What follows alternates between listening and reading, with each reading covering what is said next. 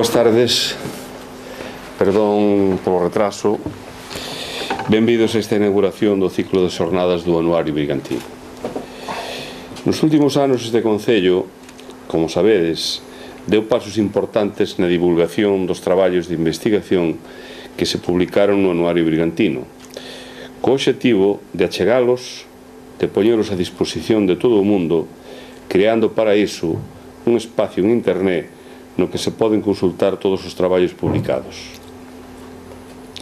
Con estas xornadas, pouco a pouco, queremos dar un paso máis nese achegamento entre os investigadores e a xente.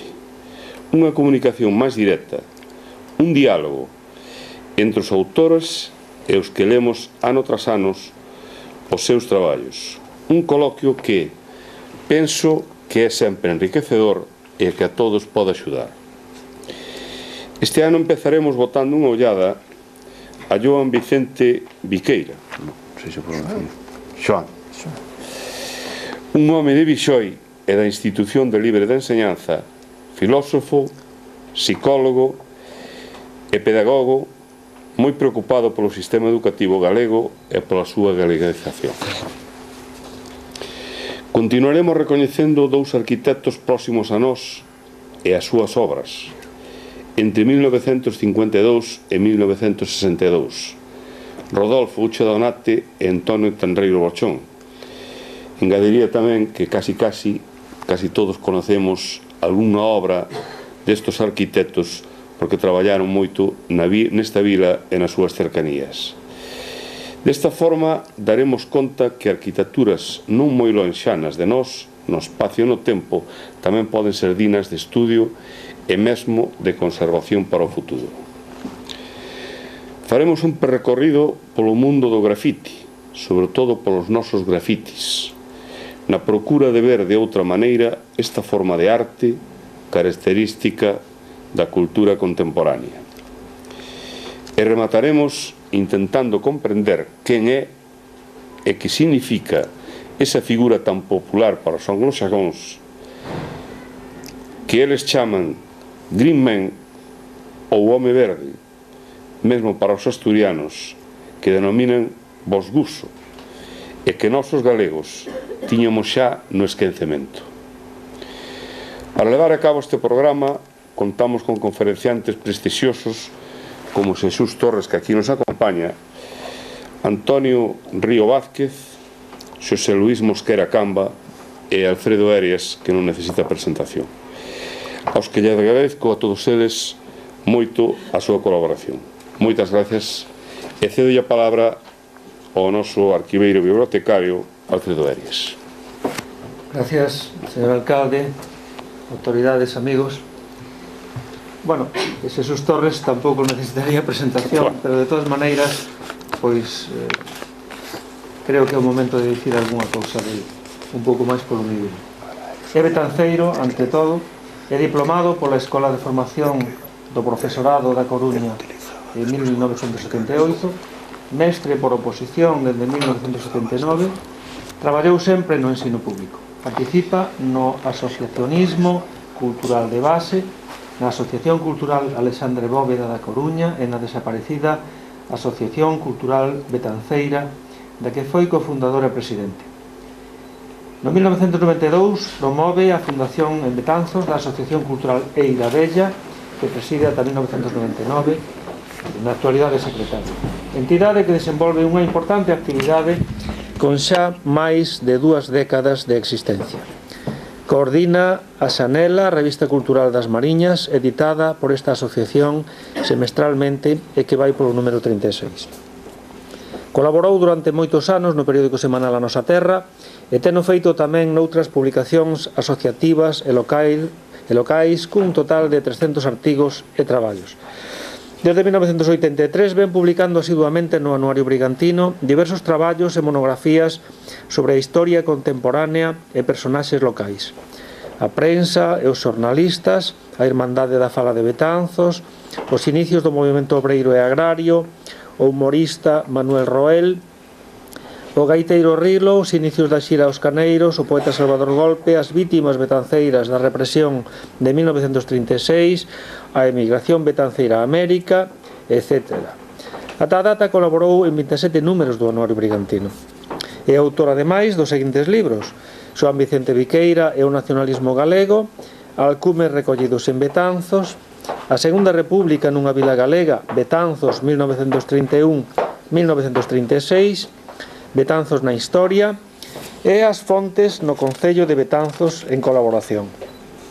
Colaborou tamén noutros libros, como Homenaxe a Xosé María Díaz Castro, Os conquistadores modernos, Movemento obreiro na Galicia da anteguerra, Pregoeiro da Luz, homenaxe literario a Alfonso Blanco Torrado, Manuel María, Instituto Francisco Aguiar, 50 aniversario, Ramón Suárez Picallo, A voz esquecida do galeguismo.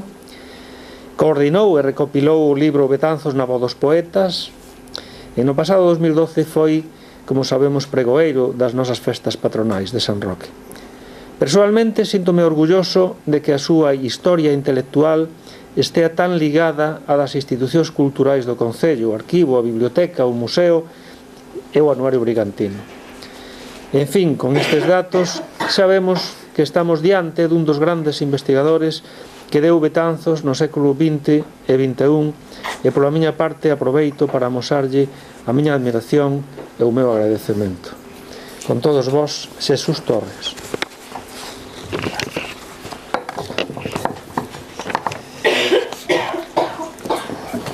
Moi boas tardes a todas e a todos. Moitas grazas ao señor alcalde polas súas verbas, e tamén a Alfredo Erias pola súa presentación, e tamén como coordinador deste ciclo de conferencias do Anuario Brigantino por terme proposto participar nesta edición. Xa o tiña feito noutra anterior. Escollín o tema de Xoán Vicente Viqueira dado que nunca tivera a oportunidade de falar del en Betanzos. Si o fixen en Bergondo hai unhos anos, e xa que nin siquera cando se publicou o meu libro sobre Viqueira non se fixo presentación en Betanzos, bueno, nin en Betanzos nin en ninguna parte, non se presentou o libro ao público. Entón non tivera ocasión pois de falar del, e pareceu-me oportuno pois acercarnos a esta figura tan importante na cultura xa non só galega, sino tamén española, como veremos. Si escribira un artigo pequeno no Anuario Brigantino sobre el, coincidindo co centenario do seu nacemento en 1986. O meu primeiro contacto coa figura de Viqueira tívena, curiosamente, a través dun programa de festas de San Roque de 1971. Tiña eu 14 anos, aínda non 14 anos, porque eu cumpro en decembro, os 13 anos, e había un artigo naquel programa de festas que me chamou a atención e que relín moitas veces, porque despois estaba pola casa o programa e relíno en varias ocasións. Titulábase Perto de Betanzos a liberdade, e asinaba Xesús Alonso Montero, que a min naquel momento pois non me era coñecido. Hoxe, como sabedes, é o presidente da Real Academia Galega, non? Aparte de un intelectual pois xa de unha traxectoria recoñecida e longuísima. Pois ben, naquele pequeno artigo que me chamou a atención, falábase de Bixoi, unha parroquia limítrofe con Betanzos, aquí a carón de nós, decir, que pegada ás Angustias. Desde as Angustias cruzamos a vía do tren e xa estamos na parroquia de Bixoi, non? E chamoume a atención pois esa proximidade a Betanzos dun lugar relacionado coa liberdade para o autor. E nel falaba de tres personaxes dos que eu non coira falar, nin tampouco escoitei falar daquela nos estudos de bacharelato que estaba facendo, non? Un era Giner de los Ríos, que fora fundador da Institución Libre de Enseñanza, pois unha entidade que contribuiu a renovar a educación en España de mediados do século XIX ata as primeiras décadas do século XX. O outro era Manuel Bartolomé Cosío, que se casara aquí con unha muller de Bixoi, como logo veremos, e que fora tamén un continuador de Giner, discípulo dele, continuador da súa actividade dirixente na Institución Libre de Enseñanza. E a terceira figura pois era sobriño deste Cosío, deste Manuel Bartolomé Cosío, e Xoán Vicente Viqueira, o noso protagonista, non? Despois, tamén nos meus estudos de maxisterio nunca escoitei a ningún dos meus profesores de pedagogía nin de psicoloxía falar para nada xa non só de Xoán Vicente Viqueira, senón nin de Cosío nin de Giner de los Ríos, non? Claro, eran profesores formados pois, no franquismo, e estes eran personaxes que desde o 36 quedaron pois barridos da liña oficial, non? Da liña oficial da educación en España. Xa a través de lecturas, xa digo, na miña formación no maxisterio, pois non se trataban estes persoeiros importantes na pedagogía española. Pois a través de lecturas foi como fun coñecendo pois algo deles, e sobre todo do que máis me interesaba de Xoán Vicente Viqueira, non? Xoán Vicente Viqueira nace no ano 1886, é o mismo ano en que nace Castelao. Por eso o seu centenario foi o mesmo ano, e na publicación que eu fixera no anuario falaba dos dous persoeiros, non? Claro, o centenario de Viqueira quedou escurecido pola figura enorme e moito máis coñecida de Castelao, non? E pasou un tanto desapercibido o centenario del. Nace nese ano en Madrid, pero isto ven unha anécdota na súa biografía, porque os seus pais eran galegos e estaban en Madrid ocasionalmente. El nace ali, pero aos poucos meses xa se veñen para Galicia, e concretamente para Bixoi, para San Fis de Bixoi, para a aldea de San Vitorio, e a casa Cortón, a que vai estar ligado pois toda a súa vida Xoán Vicente Viqueira, incluso cando estea estudando en Madrid ou fora, porque nos períodos vacacionais pois sempre virá a San Vitorio, a quinta de Cortón, e posteriormente vivirá ali pois os seus últimos anos de vida. Aquí temos unha foto das máis antigas da Casa Cortón, que alguén fala de un pazo, pero en realidade non é un pazo, porque carece pois de elementos propios dun pazo, como pode ser escudos nobiliarios ou capela. Esta é unha quinta que o avó de Viqueira, Xosé Pascual López Cortón, do que falarei despois, que era un indiano rico que viña de América, e decidiu mercar unha finca no campo, e comprou a familia Varela de San Fis, comprou unha finca que foi ampliando, aumentando a vivenda, construindo unha muralla a todo o seu redor, a todo o redor da ampla finca, e mesmo construindo pois diferentes accesorios como arquitectónicos relacionados pois con un xardín excepcional, que hoxe só se conserva unha parte, que foi construído por un xardiñeiro francés. Esta vivenda, que era unha vivenda de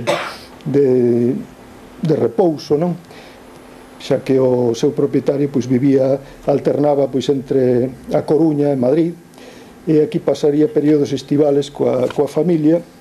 E foi un foco aquí nas Mariñas, aquí a carón de Betanzos, un foco de encontro de xente do seu círculo de amizades, no que había moitos artistas, como este Ricardo Balaca, que dibuixou a casa pois no ano 1867, como pon aquí ao pé, e outros moitos escritores, xente do mundo da cultura, intelectuais. É dicir, que é unha casa, a Quinta de Cortón, como lle chaman os veciños, como é coñecida polos veciños de San Fis, pois é un centro relacionado coa cultura dende os seus orixes, non?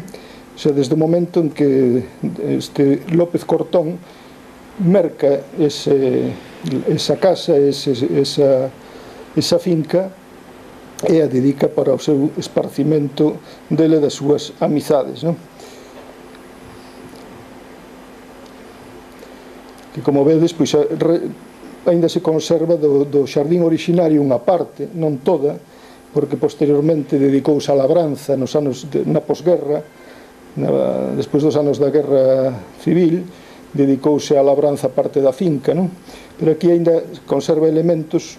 Estas son fotografías de xa hai uns poucos anos, porque hoxe creo que está bastante abandonado, polo menos na última estadía que tiven eu ali, estaba bastante abandonada, con fontes, con elementos así arquitectónicos propios destos xardís así de corte burgués, non? Como esta pérgola aí, esa zona pegada contra a muralla. Bueno, e aquí temos a neno Viqueira, Xoán Vicente Viqueira, que vai pasar a súa infancia, como decía, nesta finca de San Vitorio, nesta casa Cortón, non? Unha infancia, pois, moi relacionada cos nenos da aldea, porque a súa nai, que se criara como unha señorita rica que era, pois quixo que os seus fillos se relacionasen cos outros nenos da aldea. Entón a casa estuvo aberta, a finca estuvo aberta sempre para todos os nenos. Incluso hai fotos pois de Xoán Vicente e a súa irmán con outros nenos dali dos arredores, veciños. Xosé Pascual López Cortón, xa comentei antes, que era un indiano enriquecido que ven de volta de Puerto Rico. El nacera en Cedeira, era de Cedeira, e tiña familiares en Puerto Rico, emigrou aló. Os familiares xa se dedicaban a negocios, ao comercio. El, pois, tamén terminou enriquecéndose en Puerto Rico, e con 40 e tantos anos o home vense a Galicia, ven a Coruña, e estaba solteiro e decide casar, non? Decide casar e vai casar con unha señorita de Santiago, que era unha mociña de 16 anos, se chamaba Julia Viqueira Flores Calderón. Julia Viqueira era dunha familia de militares, polos Flores Calderón, e por outro lado había moitos curas polos Viqueira, incluso algún coengo da catedral. Aquí son estes dous retratos que se conservan ali na finca de Cortón. Creo, agora falo de memoria, creo que son tamén de ese Ricardo Lavaca, dese pintor e artista Ricardo Lavaca. Pois comentei antes que a quinta nos veraos convertíase nun centro de relación desta burguesía relacionada ca cultura, entre elas a mesma Emilia Pardo Bazán ten estado por ali, ata o célebre Castelar, que prologaría o libro último de Rosalía, Follas Novas, último en galego, Follas Novas, pois sei que tamén por esa época estivo na na quinta de San Cis, con ocasión dunha viaxe a Galicia, onde el era un orador destacado, como sabedes, interveu nun acto tamén literario. Bueno, pois por un acto de mecenazgo propio de un indiano, como era don Xosé Pascual, vai pasar a historia da literatura e da cultura galega ao financiar na Coruña no ano 1861 unhos juegos florales que teñen lugar ali, e tamén por patrocinar a publicación de un chamado álbum de la caridad. O de la caridad era porque nos beneficios dos presuntos beneficios do libro destinábanse á caridade, mesmo o libro estaba impreso na imprenta do Hospicio Provincial. Entón parece ser que a través de Juana de Vega, que era a presidenta desta comisión caritativa, pois os beneficios do libro serían para actos de caridade. De aí o nome. Pois neste álbum non só se recollen as obras, os traballos premiados nestes xogos florais, senón que a importancia deste libro radica en que, como di aí no subtítulo, seguido de un mosaico poético, é dicir, que tamén se recolle como unha antoloxía da poesía galega ata ese momento, non? Da poesía galega contemporánea ata ese momento. Fixadevos que en 1861 o libro de Rosalía Cantares Gallegos non se sairá ata 2 anos despois, 1863. É dicir que Rosalía neste momento aínda era descoñecida ou semidescoñecida como escritora en galego, pero xa figura aquí recollida tamén algún poema dela. Ben, pois isto que estamos nun momento previo ao rexurdimento que se vai a dar pouco despois na literatura galega, con Rosalía, ca obra de Rosalía, ca de Pondal, ca de Curros, é un momento previo, non? De aí a importancia deste libro, desta publicación. E, como curiosidade, diremos que tamén aparecen poemas do propio José Pascual López Cortón, que, polo menos na mocidade, escribeu en castelán poemas de corte religioso e outros dedicados así a señoritas da familia ou amizades del, non? Non sei se é que el quixo ou se foi máis ben intención por parte do antólogo ou antólogos, que parece ser foron os irmás de la Iglesia, Santiago e Francisco de la Iglesia, os que fixeron esta antoloxía, esta recolleita, e ao mellor intentaron agradar ao mecenas, pois incluíndolle algúns dos seus poemas, non? Ben, pois este José Pascual, que casa con Julia Viqueira Flores Calderón, unha moza con moita diferencia de idade con respecto a él, van ter 3 fillos: Luisa López Viqueira, que vai ser a nai de Xoán Vicente; José López Cortón Viqueira, que foi enxeñeiro e un personaxe para nós moi importante tamén. Eu dediqueille unha monografía nun anuario brigantino hai anos, porque este home foi o introductor da luz eléctrica en Betanzos, foi o que nos trouxo a luz, non? Entón, o que despois pasou aos Núñez foi unha iniciativa de López Cortón, do enxeñeiro López Cortón. Este home formouse en Inglaterra como enxeñeiro, empezou primeiro estudiando en Madrid, logo rematou en Inglaterra, e foi un home de moitas iniciativas ao longo da súa vida, e casi todas lle resultaron mal, entre elas a da fábrica da luz de Betanzos, non? Que terminou pasando aos Núñez. Outra iniciativa del, por exemplo, foi a creación dos tranvías da Coruña, cando eran contracción de sangre, é dicir que eran tirados por mulas, non? Pois el foi o empresario que iniciou os tranvías na Coruña, por exemplo.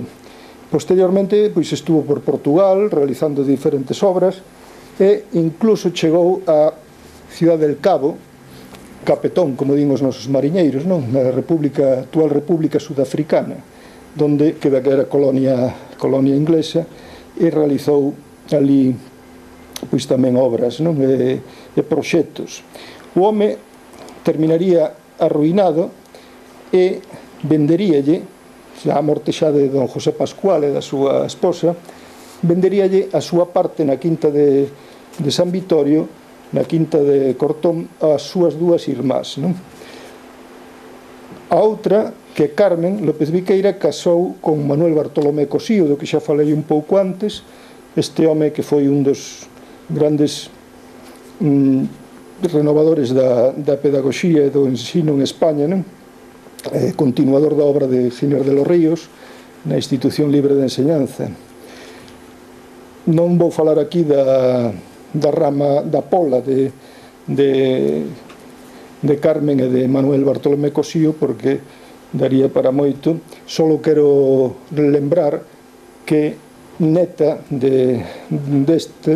deste matrimonio pois era Natalia Jiménez Cosío, non? Que estuvo moi relacionada con Betanzos, desapareceu aí uns anos e deixounos aquí no Museo das Mariñas pois unha sala de bordados, unha colección de toda que se recolleran súa nai e súa avó por toda España, non? Bueno, agora que lembrei ao enxeñeiro López Cortón, pois voume atrever a facerlle unha suxerencia aquí ao noso alcalde, tamén algúns concelleiros que hai presentes, e é que nos últimos anos, dende hai uns anos, temos no Rueiro Betanceiro, temos a Manuel Bartolomé Cosío con unha rúa aí nas Cascas, non? Na zona de debaixo da gasolineira das Cascas, e tamén hai unha rúa dedicada ao seu sobrinho Xoán Vicente Viqueira, non? E que, bueno, esta rúa ninguén a pode poñer no seu enderezo porque non hai, son traseiras de edificios e non hai portais aí, non? E para o outro lado está o río Mendo, non? Que sin edificacións, cousa que non desagradaría a Viqueira seguramente, non? Dado o seu panteísmo, pero quero dicir que ninguén vai poder poñer o enderezo rúa Xoán Vicente Viqueira, non? Pero a miña proposta é que, xa que Betanzos honrou con rúas a estes dous persoeiros que diron luz pois desde ese rincón das Mariñas que é San Fis de Bixoi, non? Pois non estaría de máis que tamén homenaxeara ao que nos trouxe a luz material, non? Que é o cuñado de Cosío e tío de Xoán Vicente, o enxeñeiro Xosé López Cortón Viqueira, non? Porque iso sí que tamén foi un fito realmente importante para Betanzos a finais do século XIX, non? Bueno, pasamos xa a descendencia. Tampouco vou falar da pola do enxeñeiro, da pola familiar do enxeñeiro, porque senón alongaríamonos moito, e comentarei que Luisa, que é a nai de Xoán Vicente Viqueira, vai casar con Vicente Viqueira Flores Calderón. Como vedes, aquí hai apelidos que se repiten, non? E isto é que era o seu tío carnal. Era unha boda entre tío e sobrinha. O tío Vicente, que era militar da arma de intendencia, levaba 8 anos a súa sobrinha, Luisa. E deste matrimonio vai ter como descendencia o noso protagonista, Juan Vicente Viqueira López, e unha muller, María Luisa Viqueira López. Curiosamente, outra curiosidade máis nesta familia tan singular, vanse casar estes dous irmás con dous irmás. Juan Vicente Viqueira casa con Jacinta Landabaz e María Luisa Viqueira casa con Rubén Landabaz, que son irmás, non? Estos Landec tamén é unha familia moi especial, que daría moito que falar, daría tema para toda unha charla, non? Só vou comentar que os Landa eran fillos de Rubén Landa Coronado, que era un abogado extremeño de Badajoz e xornalista, republicano, daqueles republicanos do século XIX, e pola outra parte Vaz, o apelido Vaz, procedía de unha muller de origen portugués que era a esposa de Rubén Landa Coronado, do Alentexo, pero que a súa vez tamén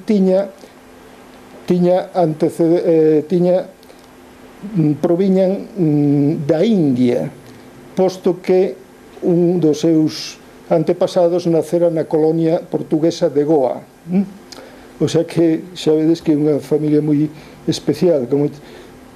Estos Landa vanse formar na Institución Libre de Enseñanza en Madrid, tanto Jacinta como Rubén, ao igual que os irmáns Viqueira. Por eso, dai ven o seu coñecemento en Madrid na propia institución, non? Bueno, unha anécdota que vos vou dicir do pai de Jacinta, de Rubén Landa, contábame un neto.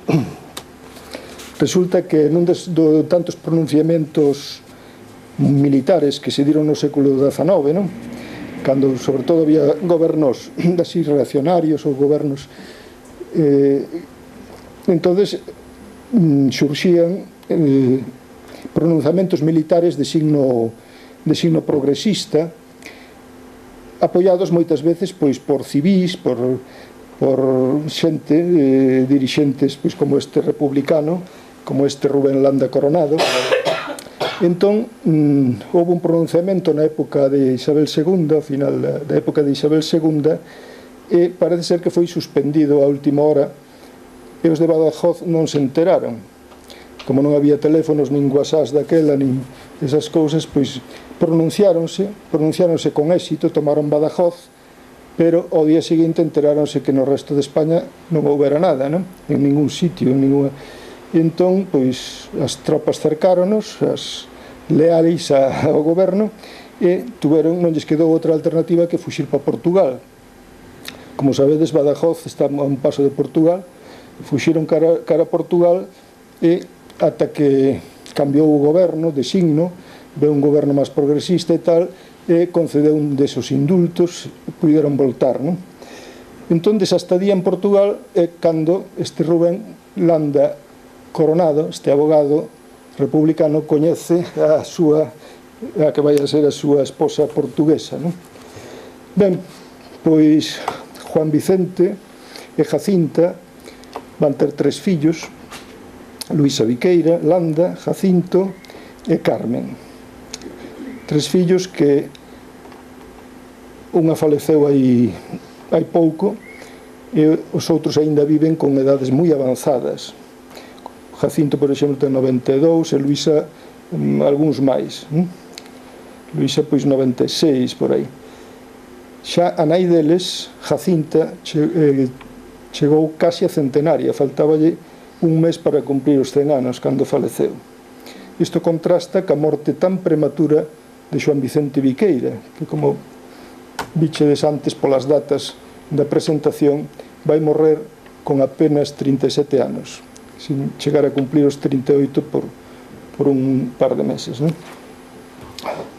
Bueno, aquí temos unha foto familiar que me cedeu a familia hai anos, xa despois non puiden metela no libro porque me cederon posteriormente, co matrimonio o militar Vicente Viqueira, que chegaría a xeneral da arma de intendencia, a esposa Luisa López Viqueira e os 2 fillos.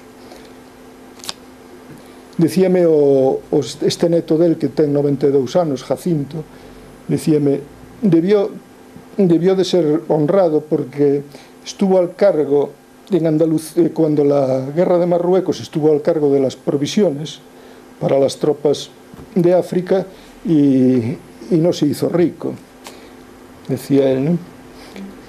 Ben, Manuel Bartolomé Cosío, falei antes del, o tío de Viqueira, que casa ca súa tía, e Francisco Giner de los Ríos, non? Estes homes que Alonso Montero relacionaba naquele artigo con Bixoi, porque dende o matrimonio de Cosío coa filla de Cortón pois van pasar os veraos aquí en San Fis, na Quinta, e vai traer con el a Giner de los Ríos, que era un home solteiro, que non tiña, o sea, sin demasiados vínculos familiares, e viña con el a San Fis, non? E aí, pois, botaban a temporada de verán. Este Giner, falei antes, foi un dos fundadores da Institución Libre de Enseñanza, que é un movimento que nace a mediados do século XIX como reacción á represión que surxiu contra unhos profesores universitarios, un deles que estaba na Universidade de Santiago de Compostela, por explicar as teorías darwinistas naquel momento. Entón, as presións da Igrexa dos gobernos así reaccionarios do momento, o que fixeron foi destituir a este catedrático. Entón, un grupo de catedráticos de toda España de ideoloxía similar a deste catedrático que explicaba en Santiago, pois solidarizáronse con el e dimitiron dos seus cargos na universidade. Entón van promover esa entidade chamada así, Institución Libre de Enseñanza, para que a finalidade de crear unha universidade, pois unha universidade privada, non? Curiosamente, isto non o chegarán a lograr nunca, posto que a Institución Libre de Enseñanza tivo establecimentos educativos en Madrid de ensino primario e de ensino secundario, pero non chegou a ter unha universidade como tal, non? Agora, iso sí, moitos membros da Institución Libre de Enseñanza posteriormente, no curso dos anos, pois terminaron sendo catedráticos de universidades españolas, de Madrid e de outras moitas cidades, non? Precisamente, hai uns días, viña na prensa unha noticia dos Estados Unidos, dun estado desos do sur profundo dos Estados Unidos, onde se falaba desta cuestión dunha comunidade que denunciaran a un profesor por non explicar as teorías creacionistas e falar do darwinismo, do evolucionismo, non?